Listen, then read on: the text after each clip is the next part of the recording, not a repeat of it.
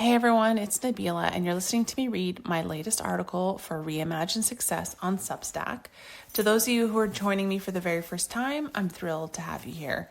If you enjoyed today's article, I invite you to subscribe. And to my returning subscribers, welcome back. This week's piece is a little different. It's a reflection, a pause after a very full week of meetings, panels, and celebrations. Amidst all the busyness, what stayed with me wasn't the tasks or titles, but the people.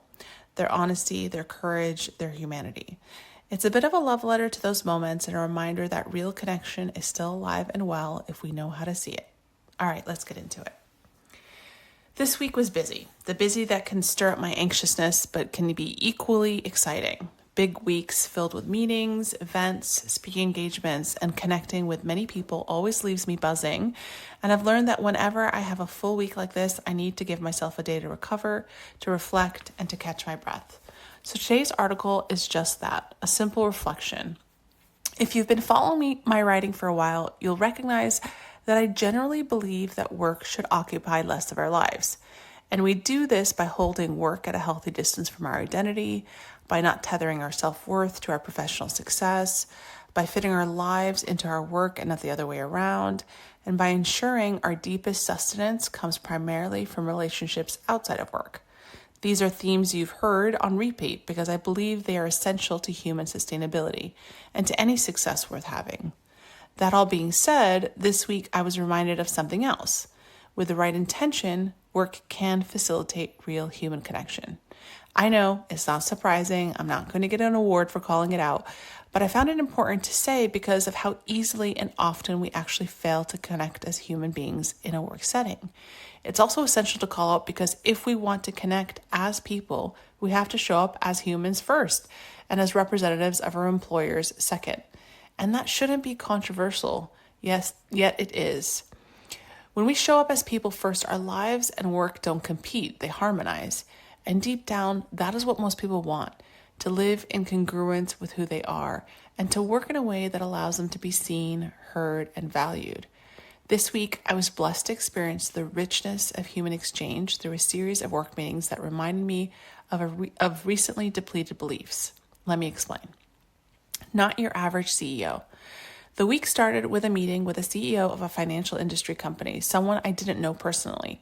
The invitation came through a referral, and I was asked to meet with the CEO to explore how I could support their organization's continued transformation. As I often do, I tried to get more information ahead of time, details, context, anything to ease my anxious, over-prepared mind. But the information was scarce, and against every fiber of my overachieving instincts, I went into the meeting feeling unprepared. And I did get blindsided, but not in the way I expected. I was blindsided by how vulnerable, open, authentic, and honest the CEO was. The meeting was held in a beautiful boardroom adorned in deep greens and warm orange tones. A long, elegant rectangular table stood at the center, with lunch thoughtfully laid out. Pre-made bowls were available. I had ordered a veggie one, while the CEO and their colleague opted for chicken and salmon. The meeting opened with them laughing and negotiating to split their meals, going half and half on chicken and salmon. I sat there smiling, thinking to myself, when your CEO goes halves with you on their lunch, that's a good sign. It was like trading bites with friends at a lunch table. The conversation flowed easily, not about KPIs or shareholder return, but about life, about people, about passions, about vulnerabilities. The CEO shared openly and without hesitation that they are neurodivergent. They spoke about their journey to becoming a CEO, the dark moments, the profound self-discovery, and the ultimate ambition to build a truly human-centered organization built on compassion and sustainable growth. I was floored. This isn't corporate social responsibility speak. This is a CEO who had deep ambition that was wholehearted. And I felt, wow, these are my people. The kind of people we dream of working with and for. It wasn't the sterile, stoic atmosphere often associated with the financial sector, boardrooms filled with gray-haired men in stiff suits. Instead, the warmth of the burnt orange decor matched the room's spirit, honest, human, and alive. It was an unexpectedly beautiful conversation, which brings me to reminder number one. There are people in every corner of every industry who are striving to build human-centered, sustainable workplaces. They exist, even if we don't always see them. A lesson in allyship. Midweek, I had the honor of moderating a panel featuring the CEO and president of a notable Swedish company.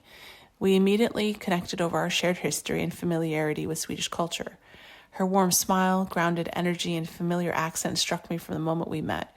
She was real, she was curious, she cared.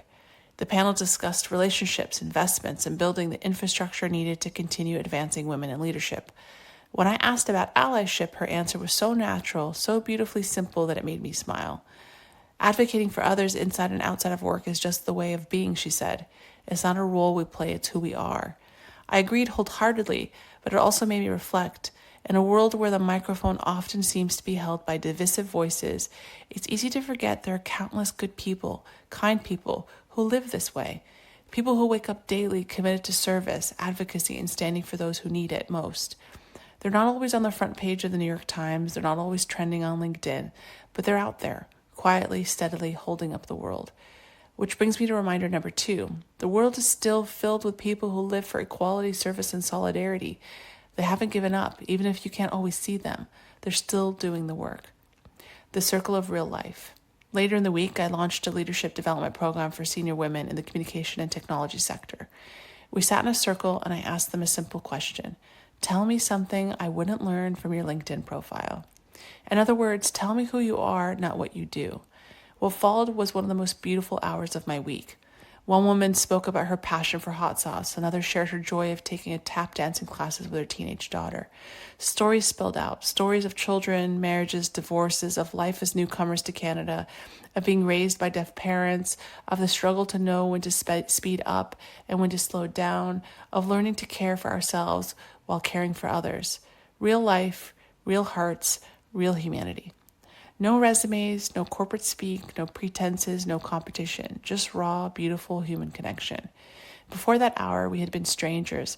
Had we met in another setting, we likely would have exchanged job titles, discussed the weather, and maybe the Stanley Cup finals. But we would have missed this, the deep, the human, the wholeness. Every woman in that circle had been nominated because of her company saw her as a high potential leader. And yet what made them extraordinary wasn't their LinkedIn profiles. It was their fullness, their complexity, their lives. Which brings me to reminder number 3.